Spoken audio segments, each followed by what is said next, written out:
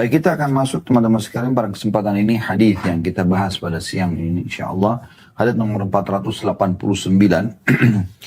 yang berbunyi, saya langsung bacakan dari Ka'ab bin Malik radhiyallahu anhu. Beliau berkata, Rasulullah SAW bersabda, "Ma dhi'bani ja'i'ani ursila ila ghanamin bi'absali laha min hirsil mar'i 'ala al-mali wasyarafi lidinihi." Saya ulangi, "Ma dhi'bani ja'i'ani ursila fi ghanamin bi'absala laha min hirsil mar'i 'ala al-mali wasyarafi lidinihi." Dua serigala lapar yang dilepas pada kawanan kambing tidaklah lebih merusak bagi kambing daripada kerusakan terhadap agama yang ditimbulkan oleh ambisi seseorang kepada harta dan kedudukan. Diriwayatkan oleh Tirmidzi dan dia berkata hadis ini hasan sahih. Seperti biasa teman-teman sekalian, hadis ini kita berikan gambaran umum dulu maknanya, kemudian kita akan masuk mengorek mutiara yang ada di dalamnya. Maknanya di sini adalah Nabi SAW memberikan perumpamaan bagaimana bahayanya ya agama seseorang yang atau bisa rusak karena ambisi terhadap harta dan jabatan ya. Di sini harta dan kedudukan. Jadi bisa saja orang karena iming-iming harta maka dia meninggalkan keimanannya. Bisa saja karena iming-iming jabatan, maka seseorang menjual keimanannya. Ya, dia berpikir nggak ada masalah. Bahkan kadang-kadang hal yang haram pun bisa dihalalkan oleh dia karena harta dan kedudukan ini. Ini maknanya. Dan Nabi SAW berikan perumpamaan. Anda pernah lihat serigala bagaimana menyerang domba? Kalau Anda mau lebih yakin lagi tentang makna hadis ini, Anda bisa lihat di Google bagaimana serigala memakan domba. Jadi yang sangat lapar tuh beringas sekali karena domba tidak bisa melawan. Walaupun domba misalnya ada yang lebih besar banding dari serigala, tetap serigala tuh menyerang bagian leher bawah, menyerang bagian leher atas, kemudian mencabik-cabik daging domba tersebut ya dalam kondisi hidup, dia memakannya. Ya. Sampai domba itu mati dalam kondisi setengah badannya atau anggota tubuhnya sudah habis dicabik-cabik dimakan oleh serigala ini ya. Dan ini beringas sekali, terutama kalau serigala itu lapar ya. Dan Nabi SAW berikan gambaran bukan cuma satu serigala, dua serigala. Nah, kenapa dibahasakan dua serigala? Karena kalau satu serigala saja dia tidak merasa ada saingannya, maka dia menyerang domba itu biasanya, karena dia anggap tidak ada serigala lain, dia menyerang dengan lebih santai lah. Walaupun dia beringas juga ya.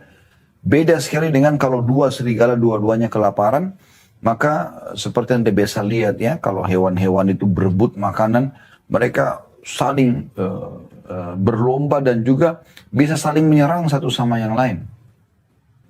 Jadi bukan hanya sekedar mendapatkan apa yang dia inginkan, ambisinya bukan cuma mendapatkan domba yang dia inginkan, tapi dia juga akan menyerang penyaingnya.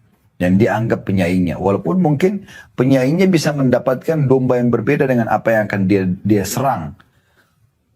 Tapi seperti itu gambarannya. Artinya seseorang itu pada saat dia sudah ambisinya adalah harta, sudah tidak mau tahu lagi tentang masalah halal haram, ambisinya adalah jabatan, bagaimana dia bisa menjadi ketua, ya, bagaimana dia bisa menjadi pemimpin, ya, maka dia akan terus menempuh jalan walaupun itu haram dalam agama. Ya. Dia akan menempuh jalan walaupun itu haram dalam agama. Kemudian tidak sampai situ, dia akan sikut sana sikut sini, ya, menjatuhkan citra orang lain, ya, merusak nama baiknya, bahkan kalau perlu melakukan manipulasi data agar orang itu tersingkirkan dari hadapan dia sehingga dia tidak punya saingan lagi. Seringkali bahkan dalam sejarah manusia terjadi peperangan ya, gara-gara perebutan kedudukan dan jabatan ini ya.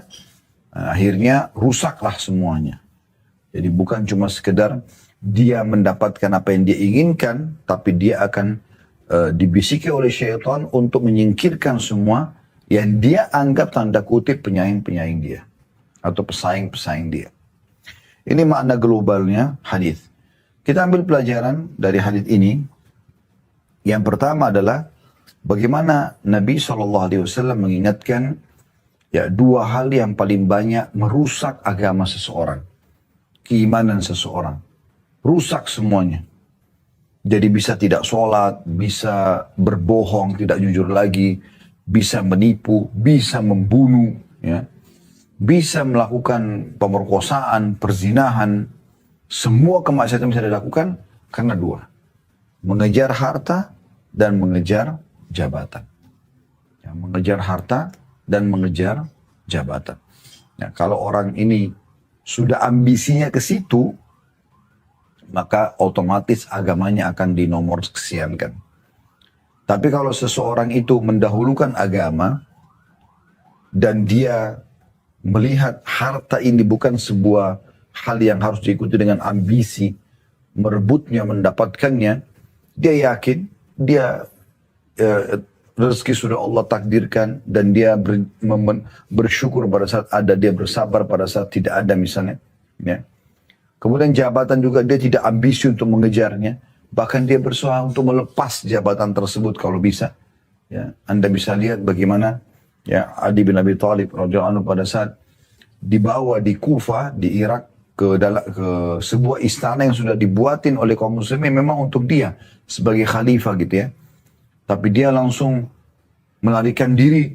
Dilihat oleh orang lalu dia mengatakan, sungguh ini adalah rumah kesombongan ya dan kehancurannya. Beliau tidak mau gitu. Bagaimana Umar bin Abdul Aziz rahimahullah begitu dinobatkan jadi khalifah ya, di masa kerajaan Umayyah di tahun 99 sampai 101, 2 tahun belum memimpin. Itu pada saat awal selesai dia sampaikan di mimbar tentang masalah dianya tidak mengharapkan jabatan ini tapi memang karena dipilih oleh kaum muslimin segala macam, maka dia minta tolong kalau dia salah diingatkan, kalau dia benar didukung ya. Setelah itu dia keluar lalu kemudian terdengarlah suara ya keramaian begitu. Lalu kemudian dia keluar dia tanya apa ini? Ternyata di depan masjid itu sudah ada kereta kencana khalifah, ya, dengan pengawal-pengawalnya gitu. Maka dia mengatakan apa ini? Kata pengawal yang akan mendampingi beliau, ini kereta kencana Anda sebagai khalifah. Kami adalah semua, ya, pengawal-pengawal Anda. Lalu kata Umar bin Abdul Aziz rahimahullah, ini cucunya Umar ya, cucu kesekiannya Umar, cicitnya Umar lah ya. Radhiyallahu anhu, cicitnya Umar bin Khattab, maka dia mengatakan, aku tidak punya hajat sama sekali dengan semua ini. Aku tidak punya hajat sama sekali dengan semua ini. Lalu kemudian beliau suruh kereta kencana itu dijual, uangnya dimasukkan di kas negara gitu. Dan dia tidak butuh pengawal pribadi. Beliau pakai keledainya, tetap tinggal di rumahnya, bukan di istana, dan beraktivitas menjalankan kewajiban dia sebagai khalifah pada saat itu. Dan sangat wajar karena kebaikan ini beliau rahimahullah menjadi orang yang sangat luar biasa. Dalam 2 tahun memimpin tidak ada lagi orang yang mau menerima zakat ya karena adilnya rahimahullah. Ini pelajaran yang pertama yang bisa diambil dari hadis adalah tentang 2 hal yang berbahaya sekali yang bisa merusak ya keimanan dan agama seseorang. Ambisi dalam harta dan ambisi dalam jabatan. Pelajaran yang kedua adalah perumpamaan dalam menyampaikan retorika dakwah, pendidikan, maka sangat baik bila seseorang pengajar itu memberikan perumpamaan, contoh-contoh. Karena kadang-kadang secara letter-let apa yang disampaikan itu belum tentu bisa difahami seperti yang dimaksudkan. Kecuali setelah mendatangkan kisah atau contoh. Dan ini satu retorika yang sangat baik dalam penyampaian. Jadi di sini untuk memberikan gambaran, bisa saya Nabi SAW bilang, harta dan jabatan itu merusak agama orang. Kan bisa saya begitu. Tapi efek ya, kepada jiwa orang sehingga dia bisa memahami bahayanya 2 hal ini. Kalau orang berambisi maka bisa merusak agamanya, kurang, tidak sebesar kalau seperti perkataan Nabi di awal hadis, ma dzibani ja'i'ani. tidaklah dua serigala yang sedang lapar.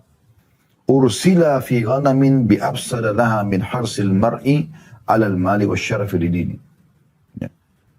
Dan dilepas pada kawanan kambing atau domba, tidak lebih merusak bagi kambing daripada kerusakan terhadap agama yang ditimbulkan oleh ambisi seorang kepada harta dan juga kedudukan. Jadi kalau orang sudah tangkap, oh serigala lagi kelaparan, kemudian menyerang ya kumpulan domba atau kambing, dan bukan cuma satu, dua, ya. Tadi saya sudah kasih gambarannya, kalau dua itu berarti bukan hanya sekedar dia mengejar domba yang dia jadikan target, tapi dia merasa di sebelahnya ada penyaingnya nih. Maka selain dia serang, dia juga harus menyerang yang ini. Ya. Nah, perumpamaan ini membuat orang jadi lebih paham. Oh, ternyata ini saking cepatnya ambisiku terhadap harta dan jabatan ini merusak agamaku sampai mengalahkan bagaimana beringasnya serigala ya, yang menyerang target dia sebagai domba dan juga menyerang lawan kawan dia ya, yang dianggap saingan sekarang ini atau lawan.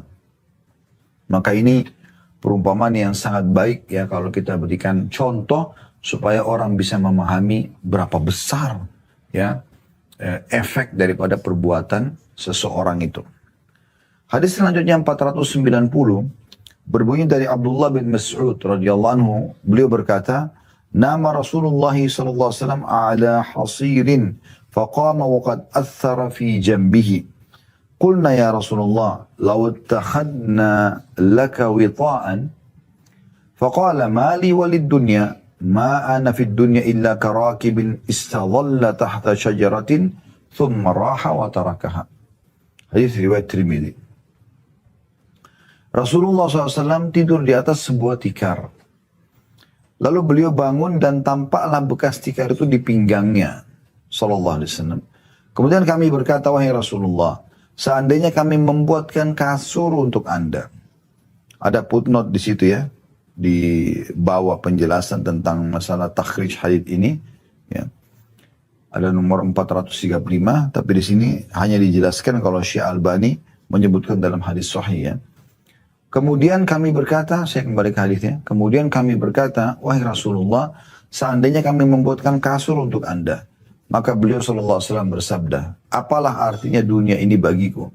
Aku di dunia ini hanyalah seperti seorang pengendara yang berteduh di bawah sebuah pohon, kemudian pergi dan meninggalkannya. Hadis ini diriwayatkan oleh Tirmidzi dan beliau mengatakan hadis hasan sahih. Hadis ini seperti biasa saya jelaskan dulu secara global ya. Di sini hadis atau riwayat ini menggambarkan bagaimana Nabi SAW melalui kehidupan beliau. Di saat nikmat itu ada, beliau nikmati. Di saat nikmat itu lagi tidak ada, beliau nikmati apa yang sedang ada saja. Pernah Nabi SAW ya tidak memiliki makanan kecuali kurma sama air putih. Tapi pernah juga Nabi SAW, dan beliau syukuri itu. Dan beliau juga pernah SAW keluar satu waktu dalam hadis sahih, kemudian bertemu dengan Abu Bakar, bertemu dengan Umar, ketiga-tiganya keluar karena lapar. Kemudian mereka mendatangi rumah seorang Ansar. Rumah seorang Ansar, ya. Nah, pada saat datang ke rumah orang Ansar ini, ringkas cerita itu ketemu istrinya tapi suaminya lagi tidak ada, lalu kemudian tidak lama suaminya datang. Intinya pada saat si pemilik rumah laki-laki ini datang, maka beliau pun akhirnya menyambut Nabi SAW, memotongkan tangkai kurma dengan tangkai-tangkainya, kemudian menyembelihkan seekor domba dan memasak yang enak sampai menghidangkan untuk Nabi SAW karena gembiranya dia kedatangan Nabi sebagai tamu. Setelah makan, ya, dan Nabi SAW nikmati makan sampai terasa kenyang.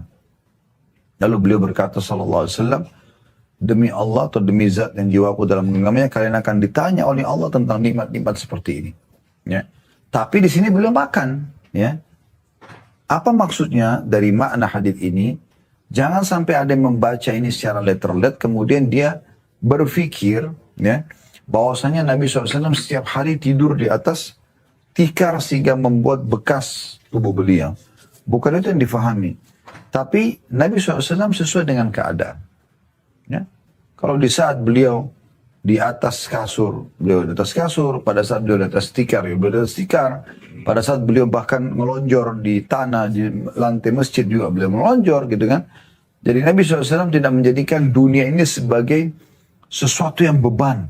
Oh, saya kalau tidak tidur di ranjang yang mewah kayaknya begini. Saya kalau tidak makan di restoran itu kayaknya begini. Nah, bukan itu.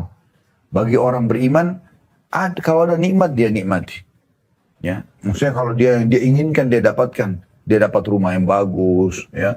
Dia dapat makanan yang enak, dia dapat pakaian yang dia inginkan. Semua dia dapatkan yang bagus, maka dia menikmatinya. Di saat itu tidak jadi beban buat mereka. Tidak jadi beban, ya. Karena ada sebagian orang, subhanallah, begitu mereka tidak mendapatkan saja makanan favoritnya karena restorannya tutup, udah cukup jadi bahan pembicaraan seminggu ke depan. Ini betul-betul luar biasa duniawianya gitu, ya. Sampai seakan-akan udah satu hal yang besar yang hilang dari dia gara-gara kasus ini. Dan ini keliru. Ya. Ini yang dimaksud dalam makna hadis ini. Jadi Nabi SAW memberikan gambaran karena sahabat sedang melihat beliau tidur di atas tikar.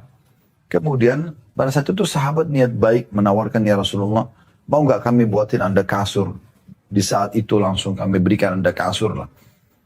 Kata Nabi SAW, untuk apa saya dengan dunia ini? Artinya ada ini atau ada kasur. Sama aja gitu. Karena perumpamaanku dengan dunia seperti orang yang musafir, penat, mampir di bawah sebuah pohon, kemudian dia pergi. Artinya, bukan berarti aku akan hidup begini terus kok sampai mati, enggak. Ya di saat ada, alhamdulillah, ini aku pakai. Di saat ada kasur juga aku pakai, tidak masalah. Itu makna globalnya hadis. Baik, kita akan masuk teman-teman sekalian ke mutiara-mutiara hadis. Yang pertama yang bisa diambil dari hadis ini adalah bagaimana perhatian sahabat kepada Nabi SAW sebagai utusan Allah, ya, sebagai pimpinan, ya, sebagai orang yang memang layak untuk dicintai, suri tauladan mereka. Maka mereka memperhatikan keadaan Nabi SAW. Dan ini satu hal yang positif. Ya. Memperhatikan keadaan, ya, Nabi SAW. Dan kita sekarang bisa memperhatikan keadaan guru kita, ya, keadaan para ulama kita, ya, bagaimana keadaan mereka. Ya. Mungkin mereka itu membutuhkan bantuan-bantuan misalnya, maka kita memberikan perhatian khusus kepada mereka dalam masalah ini.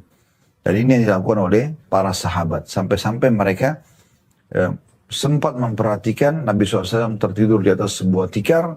Dan karena tikar umumnya orang tahu biasanya agak kasar. Ya. Waktu Nabi SAW bangun terlihat ada bekas di tubuh beliau SAW dari tikar tersebut. Ya. Maka para sahabat pun akhirnya menawarkan kepada Nabi SAW kasur. Dan penawaran ini menandakan sahabat biasa pakai kasur. Ya.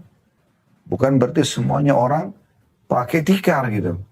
Dan saya sudah bahasakan tadi di awal penjelasan umumnya hadis, Nabi SAW pada saat itu sedang tidur di atas tikar. Dan kita tidak bisa memukul rata kalau Nabi seumur hidupnya seperti itu. Ya. Ini perlu digarisbawahi, ya, supaya kita faham masalah ini gitu. Karena saya pernah lihat juga ada miniatur, ya, digambarkan bagaimana rumah Nabi SAW pada saat itu memang sangat sederhana SAW, tapi ada seperti ranjang, ya, dari kayu yang beliau pakai juga SAW. Kalau ini kan tikar digambarkan diletakkan di tanah, ya, seperti itu kurang lebih. Kemudian pelajaran yang kedua dari hadis yang bisa diambil adalah bagaimana Nabi alaihi salatu wassalam, atau bagaimana zuhudnya Nabi SAW terhadap dunia ini. Dan zuhud itu artinya mendahulukan akhirat dari dunia. Tidak akan jadi beban kalau fasilitas dunia ini berkurang atau sedikit atau sederhana. Ya. Yang penting beliau tetap dalam keadaan iman dan amal solehnya. Nah, itu yang dimaksudkan sini. Ini sebenarnya inti makna daripada zuhud itu sendiri. Ya. Jadi bagaimana seseorang itu terus saja dia berkeyakinan kalau ya, dunia ini hanya sebentar dia laluin. Dan itu yang digambarkan oleh Nabi SAW. Jadi bukan menjadi target utama, bukan menjadi target utama, ya. Makanya beliau pada saat ditawarkan oleh para sahabat, ya, dan umumnya Nabi SAW menerima hadiah, ya. Ya, tapi di saat itu Nabi SAW bukan tidak menerima hadiah, cuma beliau ingin memberikan pelajaran kepada para sahabat. Udah nggak harus kok gantikan saya kasur sekarang di tempat tidur ini. Toh juga saya di dunia ini hanya sebentar berlalu. Maksudnya beliau ingin menitipkan pesan itu dan bukan menyuruh sahabat semuanya pakai tikar kalau tidur, gitu kan? Bukan seperti itu. Tapi beliau menyampaikan kalau ambil pelajaran. Orang beriman memang seperti ini. Di saat ada, dia nikmatin. Di saat tidak ada, ya sudah. Orang beriman terhitung tetap zuhud. Pada saat dia safar di satu negara, ada hajat dia di sana, kemudian dia nginap di sebuah hotel dan dia cari hotel terbaik. Tidak ada masalah, tidak ada hubungannya dengan zuhudnya dia. Justru dia mencari hotel yang terbaik supaya dia bisa beribadah misalnya. Maka tidak ada sesuatu yang dilarang. Seperti orang umroh, orang haji, ya. Karena kalau orang tidak paham seperti nanti akhirnya orang mikir, oh kalau umroh sama haji juga nggak usah cari hotel yang bagus. Hotel biasa aja gitu, untuk zuhud. Nah ini salah paham. Padahal sebenarnya boleh saja. Ya. Tidak ada masalah, tidak ada larangan, tidak ada masalah ini. Ya. Tetapi orang beriman tidak menjadikannya sebagai target utama. Selanjutnya hadis nomor 491. Maaf, pelajaran ketiga dulu dari hadis yang sebelumnya, ya. Yaitu perumpamaan yang Nabi SAW berikan bagaimana orang beriman melalui dunia ini. Nah ini pelajaran, ya. Karena Nabi SAW mengatakan untuk apa aku dengan dunia ini berlebihan? Ada, alhamdulillah, tidak ada, gak ada masalah. Lalu beliau berikan perumpamaan aku di dunia ini seperti seorang musafir, pengendara yang capek, penat, kemudian dia mampir di bawah sebuah pohon, hilangkan penatnya sebentar, lalu kemudian dia pergi. Dan ini maknanya dalam sekali. Ini pelajaran ketiga dari hadisnya. Saya tertarik dengan statement yang disampaikan oleh Syekh Utsaimin rahimahullah. Beliau mengatakan kita di dunia ini ibaratnya seperti orang yang masuk ke dalam, ya, yang masuk ke dalam WC, maaf ya. Dia selesaikan hajatnya, kemudian dia keluar. Begitulah beliau memberikan perumpamaan terhadap dunia ini, gitu. Terhadap dunia ini. Karena memang gambaran dunia ini kita akan lalui. Sesehat apapun fisik Anda, sehebat apapun Anda menjaga makanan yang sehat, ya. Pola makan, pola minum, pola makan dan minum, polanya, pola olahraga, ya. Kemudian udara yang segar, segala macam, Anda akan meninggal dunia. Anda akan tinggalkan dunia ini. Ya. Tentu bukan berarti dari bahasa saya ini, oh orang tidak usah jaga kesehatan, tidak usah menikmati ya apa yang Allah berikan. Bukan itu. Tapi maksud saya, mati akan datang. Ada pesan yang saya ingin sampaikan di poin itu. Mati akan datang kepada saudara kita dan kita akan tinggalkan dunia ini. Tidak ada sesuatu yang kita bawa teman-teman kecuali kain kafan saja. Kita lahir telanjang badan, kita meninggal juga telanjang badan. Dibungkus pada saat lahir dengan satu selimut, kita meninggal dibungkus dengan satu lembar atau 2 lembar kain kafan kalau laki-laki, gitu kan. Kalau perempuan itu sampai 5 lembar dibungkus, tapi dibungkus dengan kain saja. Antara kita sama kain itu saja, tidak ada satupun, tidak ada cincin, tidak ada harta, tidak ada keluarga yang ikut di kuburan kita. Nah, itu dunia akan ditinggalkan. Makanya Nabi SAW memberikan gambaran sebagaimana sudah tadi kami paparkan. Hadis selanjutnya, hadis nomor 491 dalam kitab Zuhud di dunia ini. Berbunyi dari Abu Hurairah radhiyallahu anhu, beliau berkata, Rasulullah sallallahu alaihi wasallam bersabda, "Yadkhulul fuqara'ul jannata qabla al-agniya'i bi 500 'am." Orang-orang fakir masuk surga 500 tahun sebelum orang-orang kaya. Diriwayatkan oleh Tirmidzi dan beliau berkata hadits ini adalah hadits yang sahih. Baik, kita akan masuk ke globalnya makna hadits ini dulu. Global makna hadits ini adalah bahwasanya orang-orang miskin akan Allah muliakan dengan masuk ke dalam surga lebih cepat daripada orang-orang kaya. Ya. Itu bisa bermakna karena Allah menghormati mereka, ya, memuliakan mereka karena selama di dunia mereka hidup dalam kondisi susah, ya. Tapi ini bukan berarti di dalam surga nanti mereka lebih tinggi derajatnya daripada orang-orang kaya. Ya. Dan ini juga disebabkan karena mayoritas orang yang masuk surga memang umumnya orang-orang miskin. Ya. Kalau Anda lihat umat Islam ini, mayoritas kita ada orang kaya, tapi mayoritasnya orang-orang susah. Ya. Biasanya orang-orang non-muslim membahasakan dengan negara berkembang, ya. Jadi dianggap negara kita ini, negara-negara kaum muslimin, negara yang menengah ke bawah, ya. Dan memang begitu kondisinya, ya. Jadi makna fakir di sini adalah umumnya kaum muslimin, karena memang kita ini menjadi setengah, bahkan lebih daripada itu kalau tidak salah 2/3 penghuni surga dari umat Muhammad SAW. Dalam sebuah hadis dijelaskan itu dan sudah kita paparkan panjang lebar dalam bahasan tentang surga dan neraka, ya. Baik, dari hadis ini juga kita bisa ambil syarah atau penjelasan umumnya tentang masalah bi khamsumi'ati am, 500 tahun. Jadi ini bukan hitungan 500, bukan seperti bukan seperti hitungan di dunia, ya. 500 tahun itu kalau dibahasakan, maksud saya begini, 500 tahun ini yang dimaksud adalah setengah hari waktu akhirat. Karena Allah menyebutkan, ya, di dalam firman-Nya, Yawma inda rabbika ka'alfi sanati mimma ta'uddun. Satu hari di sisi Tuhan kalian, ya, adalah sama dengan 1000 tahun waktu kalian di dunia. Jadi yang dimaksud dengan 500 tahun di sini adalah 500 tahun yang mudah ditangkap oleh manusia untuk hitungan di dunia. Tapi di akhirat setengah hari. Di akhirat adalah setengah hari. Pelajaran yang bisa kita ambil dari hadis ini, yang pertama adalah bagaimana Allah Subhanahu wa taala memuliakan orang-orang fakir yang mereka hidupnya susah gitu, tapi mereka beriman kepada Allah. Jadi nggak cukup hidupnya susah, ya, tapi juga beriman kepada Allah Subhanahu wa taala. Ya, itu untuk dimasukkan lebih dulu ke dalam surga, dan tentu berarti lebih dulu menikmati, ya, surga tersebut. Sementara ada sebuah hadis yang menjelaskan akan didatangkan orang yang paling susah di dunia. Paling susah hidupnya di dunia, ya, didatangkan pada hari kiamat nanti.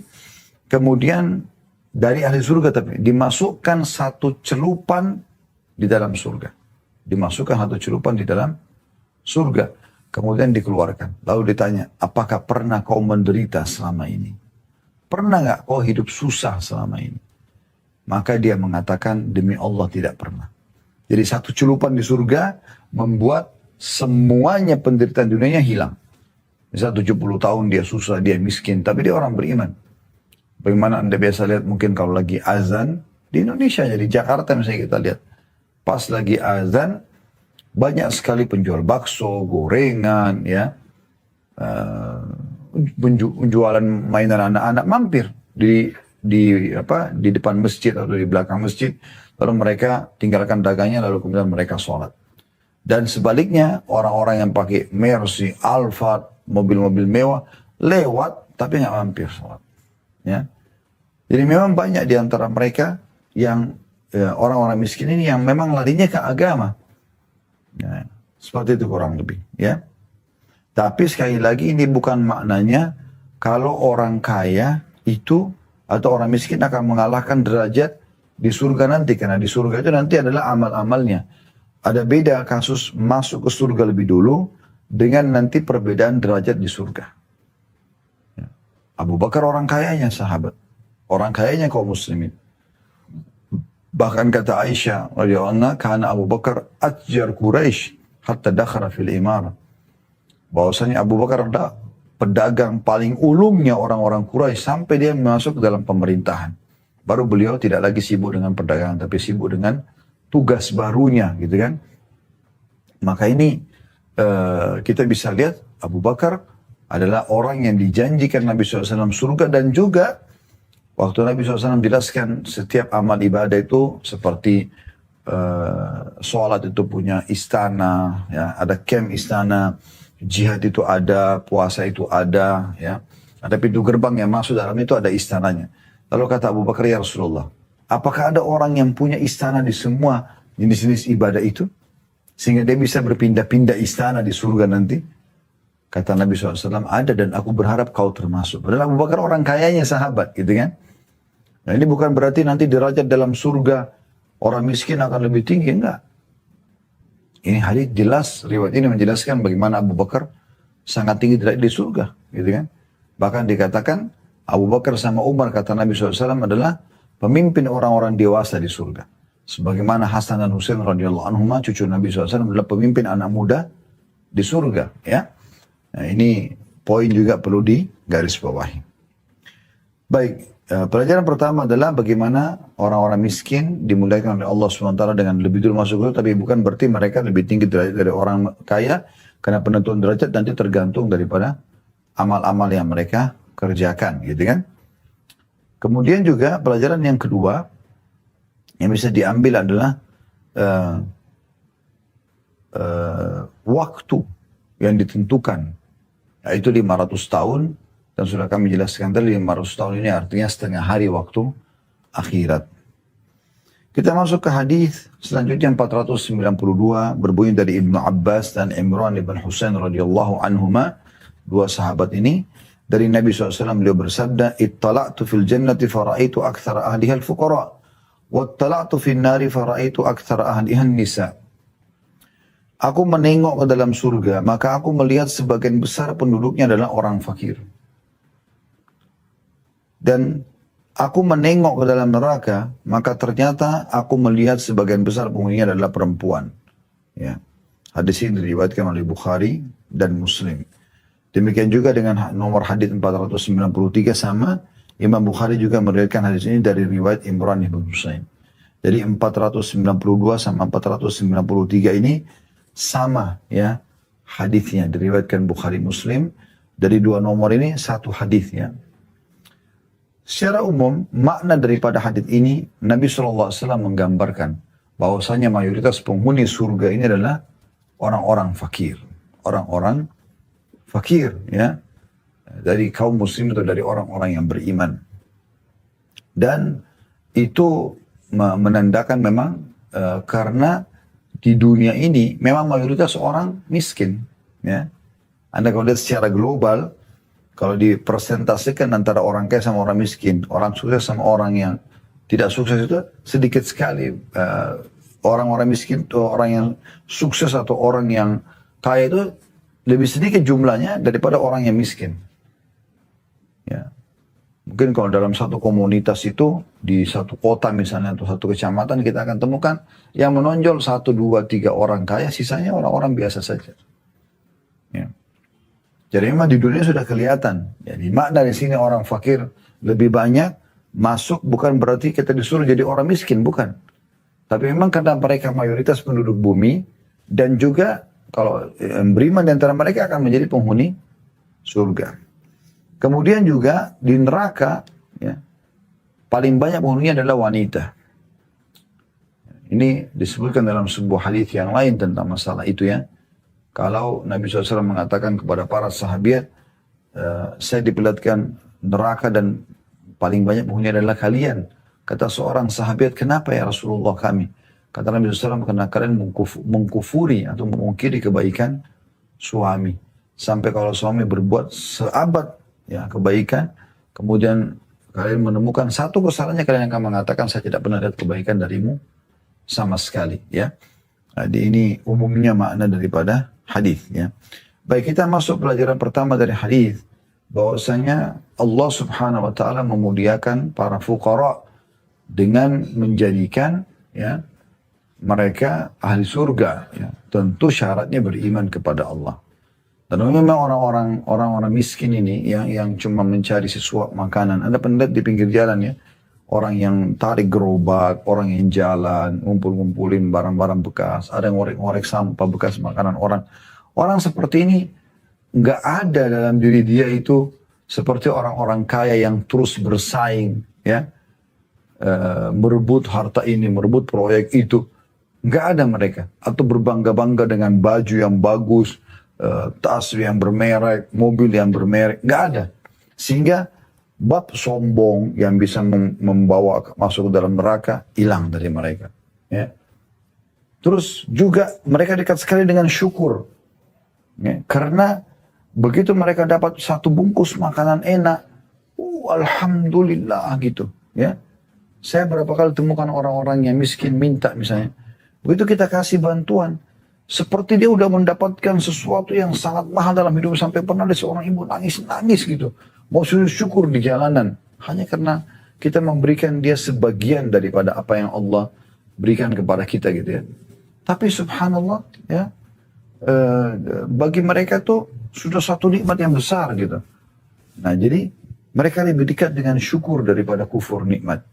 Oleh karena itu kondisi kefakiran itu banyak membawa orang masuk ke dalam surga selama mereka beriman. Ya. Kondisi kekayaan itu sebaliknya. Walaupun orang menjadi orang kaya itu baik dalam Islam. Ya. Karena selisih pendapat ulama mana yang lebih afdal. Orang kaya yang bersyukur dengan orang miskin yang bersabar. Kesimpulannya mereka mengatakan orang kaya yang bersyukur gitu kan. Tentu kalau ketemu antara orang kaya yang sombong sama orang miskin yang sombong ya misalnya, orang miskin yang susah ya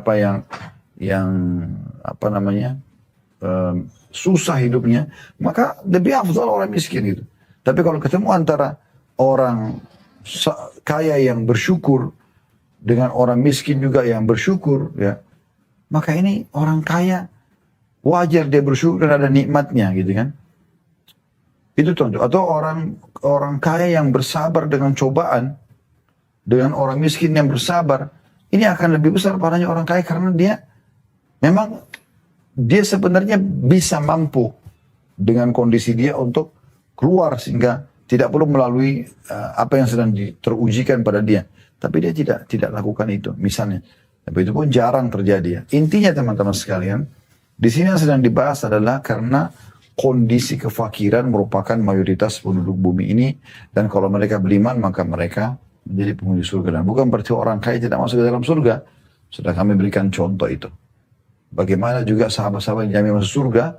Abu Bakar orang kaya, Uthman orang kaya, Abdurrahman bin Auf orang kaya, Zubair bin Awam dan Talha orang kaya. Orang-orang kaya, Sa'id bin Waqqas orang kaya. Ya, yang jamin masuk surga gitu. Kemudian pelajaran yang kedua yang bisa kita ambil adalah bagaimana peringatan tegas dari Nabi SAW kepada para wanita. Dan sudah kami jelaskan tadi di penjelasan hadis ini, kalau yang dimaksud dengan hadis ya adalah ya, yang dimaksud dengan hadis di sini mereka yang kufur kepada kebaikan suami. Karena sudah dijelaskan dalam hadis yang lain gitu kan. Nabi SAW langsung bilang, aku diperlihatkan neraka dan paling banyak penghuninya dari kalian. Di depan Nabi itu mayoritasnya perempuan pada saat itu. Sampai ada yang bertanya, ya Rasulullah, kenapa kami? Kata Nabi SAW, karena kufur ya, terhadap kebaikan suami. Dalam riwayat lain, ada sahabat yang menanyakan, kata Nabi SAW, karena mereka kufur. Kata para sahabat, apakah mereka kufur kepada Allah? Kata Nabi SAW, tidak. Tapi mereka kufur terhadap kebaikan suaminya. Ya, kebaikan suami. Dan ini banyak sekali wanita terjerumus dalam masalah ini. Sampai kadang-kadang dia melupakan 5 tahun, 10 tahun suaminya menaungi dia, memberikan dia makan, memberikan dia minum. Tapi dia lupakan semua itu hanya dengan dia kecewa dengan satu kejadian. Hanya karena cemburu dengan mertuanya. Hanya karena cemburu dengan iparnya. Hanya karena cemburu dengan madunya istri yang lain misalnya. Sehingga dia lupa tentang masalah kebaikan suami, lalu dia kufur. Lalu kemudian dia bercerai, lalu kemudian dia marah, lalu kemudian dia berontak dan segala macam gitu kan. Nah ini hal-hal yang harus dihati-hati oleh setiap wanita karena ini ya diingatkan oleh Nabi SAW. Dan Nabi sudah sampaikan karena kufur asyir. Karena kufur asyir atau memungkiri atau kufur terhadap kebaikan-kebaikan suami. Saya ingin memberikan gambaran kepada sebagian akhwat kita ya, berhubungan dengan masalah ini. Kalau seandainya Anda sedang jalan di satu jalan, ya, kemudian di jalan itu Anda kehujanan.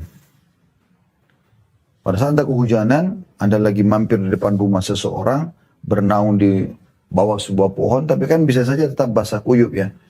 Lalu rumah yang ada di belakang pohon itu, atau pemilik rumah yang sedang ada Anda di depannya, itu memanggil Anda.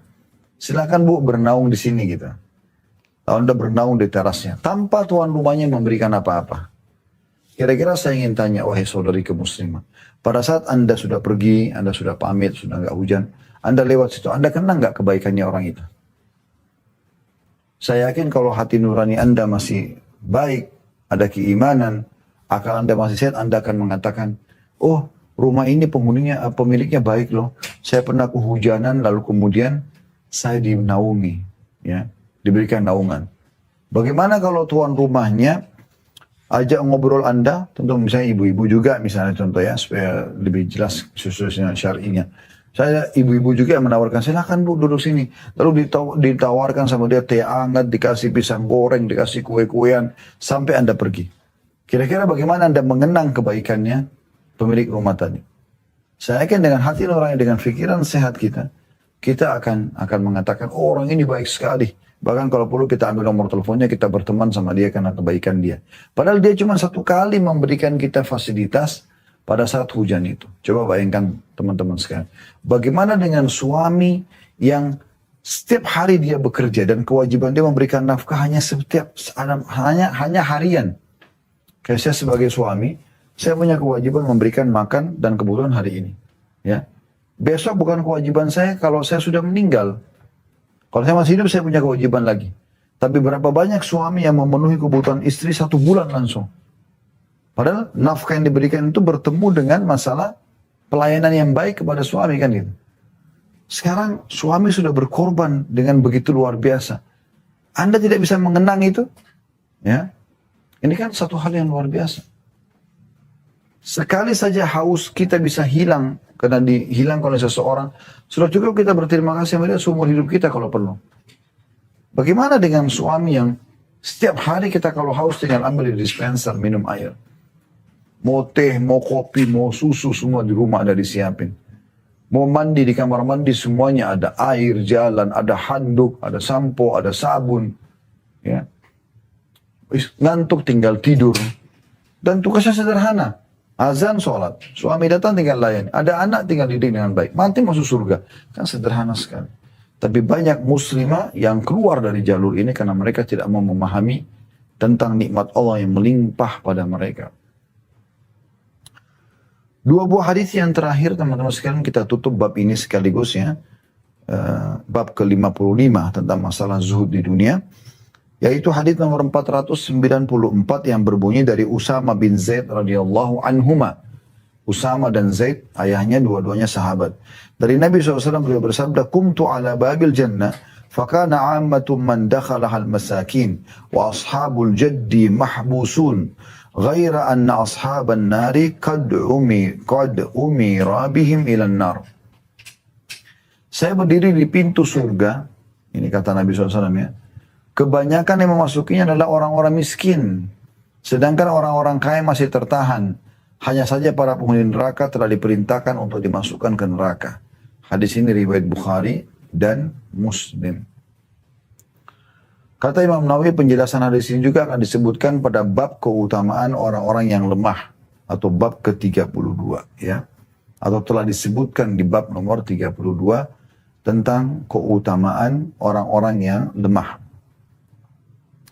Hadis ini secara global maknanya adalah Nabi SAW telah diperlihatkan apa yang akan terjadi nanti dan itu memang sebuah mukjizat dari Allah Subhanahu Wa Taala. Beliau diperlihatkan apa yang akan terjadi nantinya. Nah, yang terjadi adalah beliau diperlihatkan yang mayoritas masuk surga nanti orang-orang miskin. Mana orang kaya ada tapi masih tertahan. Nah, di sini bahasan ulama tentang kenapa orang-orang kaya tertahan. Ada yang mengatakan karena masih menyelesaikan hal-hal yang nyangkut ya di dunia. Bukan lagi di timbangan amal. Karena nanti pintu surga tidak akan dibuka kecuali orang beriman sudah kumpul semua depan pintu surga. Lalu Nabi SAW adalah orang pertama mengetuk pintu surga. Nah di situ mereka akan masuk ya. Jadi timbangan amal sudah selesai. Tapi apa yang diselesaikan di depan surga itu adalah pembersihan sisa-sisa permasalahan yang masih ada. Nah, biasanya orang miskin sudah tidak punya masalah, makanya mereka masuk duluan. Gitu kan? Misal contoh, si A sama si B, dua-duanya masuk surga. Tapi di timbangan amal, sebelum berdiri di depan surga, untuk masuk ke dalam surga, mereka sempat berselisih. Karena si A pernah mencaci maki si B. Lalu kemudian, misalnya dia punya 10.000 pahala. Diambillah 100 pahala dia diberikan kepada si B karena dia pernah menggunjingnya atau memfitnahnya. Lalu kemudian tersisa 900 pahala dari 1.000. Tapi dosa dia cuma 200, berarti kan dia masuk surga. Cuma ada yang ganjal di hati dia nih. Karena 100 pahalanya sempat diberikan kepada si B. Si B karena tadi pahalanya bertambah 100 dia masuk surga. Sama-sama masuk surga nih. Nah sebelum masuk surga orang-orang seperti ini harus diselesaikan dulu. Kata Allah SWT, وَنَزَعْنَا مَا فِي قُلُوبٍ مِّنْ غِلٍّ. Kami angkat dari hati mereka semuanya perselisihan. Sudah nggak ada lagi. Baru mereka bisa masuk surga. Baru mereka masuk ke dalam surga. Gitu kan? Dan itu pernah Ali bin Abi Thalib berkata pada saat beliau menemukan jenazahnya Zubair. Beliau mengatakan, ayat ini juga termasuk antara aku dengan Zubair gitu ya. Nanti akan masuk surga bersama-sama. Tetapi memang akan melalui proses itu dulu. Nah, orang-orang miskin umumnya, sebagaimana saya tadi saya berikan gambaran kepada Anda, mereka sibuk dengan sesuap makanan. Jadi hampir bisa dikatakan tidak ada waktu mereka untuk sibuk dengan yang biasanya membuat dosa bagi orang-orang kaya, ya. Persaingan dalam penampilan, dalam makanan, dalam harta, jabatan, ya. Saling menjatuhkan, menggunjing, memfitnah, menjatuhkan dan segala macam hal. Nah, ini dari orang miskin tentu jauh. Nah, ini makna globalnya ya. Tapi orang-orang kaya akan ada karena orang-orang kaya mereka masih mahbusun atau mereka masih tertahan hanya tadi seperti yang saya jelaskan untuk menyelesaikan dulu sisa-sisa perkara. Tapi pada saat masuk surga tetap Allah adil memberikan sesuai dengan derajat masing-masing. Biasanya orang kaya itu jauh lebih tinggi derajatnya daripada orang miskin ya.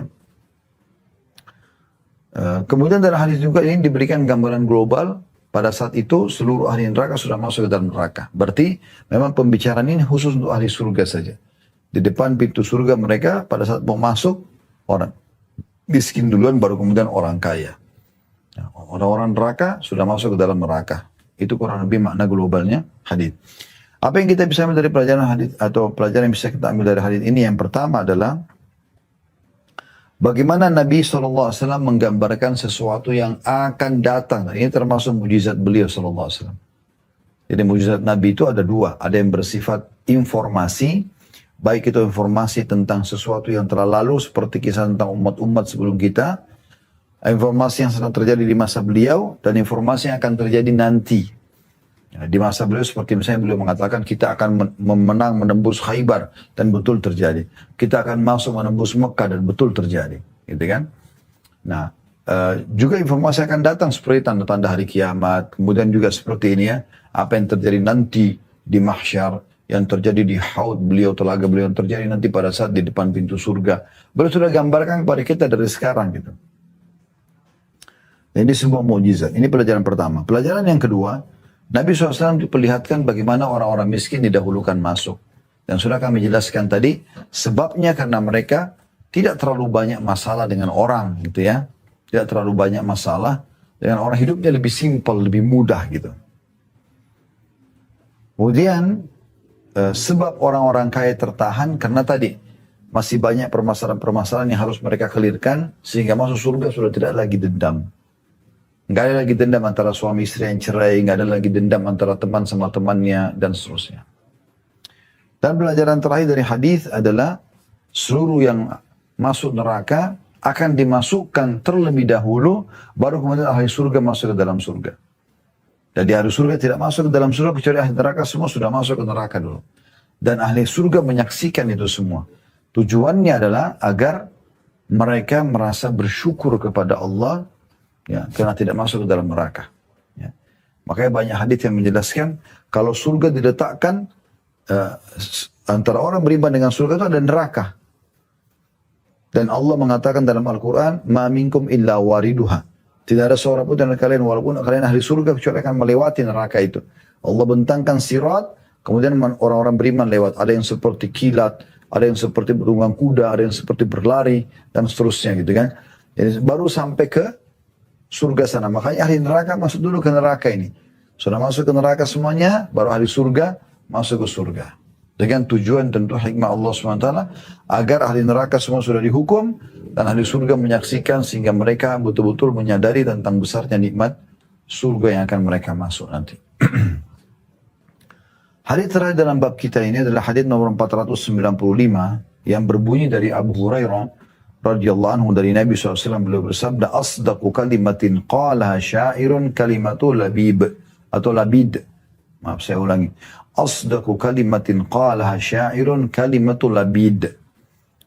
Ala kullu syai'in ma khalallaha batil. Kalimat yang paling benar yang pernah diucapkan oleh seorang penyair adalah kalimat yang diucapkan oleh labid. Ingatlah, segala sesuatu selain Allah adalah batil. Artinya kalimat ini secara global maknanya ya, bahwasanya semua selain daripada apa yang Allah dan apa yang Allah janjikan, ya, itu semuanya batil. Artinya akan sia-sia, percuma. Ini menggambarkan tentang masalah semua yang orang sembah selain Allah di muka bumi, dari patung-patung, apa yang dikeramatkan, dikultuskan gitu kan. Terus ketergantungan orang pada manusia, pada harta, pada jabatan, semua itu batil. Artinya percuma, sia-sia gitu. Tapi kalau dihubungkan semua dengan Allah, maka akan aman. Itu makna globalnya daripada hadis ini. Pelajaran pertama dari hadis ini adalah bagaimana dalam Islam boleh seseorang menjadi penyair. Walaupun penyair ini ada syaratnya dalam surah Asy-Syu'ara tentang para penyair-penyair, Allah sebutkan ya. Mereka yang akan selamat yang memang beriman kepada Allah Subhanahu wa taala. Nabi SAW punya seorang penyair. Beberapa sahabat penyair yang memang membela Nabi dengan syair-syairnya. Tapi kalau penyair-penyair ini digunakan untuk kemaksiatan kepada Allah, maka tentu mereka orang yang buruk. Sebagaimana Allah jelaskan dalam surah Asy-Syu'ara, Anda bisa baca di sana. Pelajaran yang kedua adalah bagaimana isi syair labid, ya. Seorang penyair yang masyhur yang berarti ya, semua selain daripada Allah adalah batil. Ingatlah, pegangi baik-baik, semua selain Allah adalah batil. Artinya akan hilang dan sirna. Hilang dan sirna, Allahu a'lam. Ini bahasan kita teman-teman sekalian, dan alhamdulillah dengan selesainya kita membaca hadis nomor 495, berarti kita juga sudah menyelesaikan bab ke-55 tentang masalah zuhud di dunia. Dan insya Allah kita akan masuk mirip babnya ini ya.